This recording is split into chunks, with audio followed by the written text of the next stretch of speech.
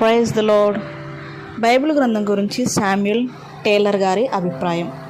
Bible గ్రంథం వేల సంవత్సరాలుగా ఆయా నాగరికతలు, చట్టాలు, సంస్కృతులు మరియు విజ్ఞానాల గుండా పయనిస్తూ అనేక చేతులు మారుతూ వచ్చింది. సరైన మాటల్లో చెప్పాలంటే అది ఆయా నైతిక వైజ్ఞానిక అలవాట్ల గుండా పయనిస్తూ ప్రజలను సరైన మార్గంలో నడిపిస్తూ వచ్చింది. ఆమేన్. అవునండి, బైబిల్ గ్రంథం కొన్ని వేల సంవత్సరాల నుంచి కూడా మనకు విజ్ఞానం నేర్పుతూనే వస్తుంది.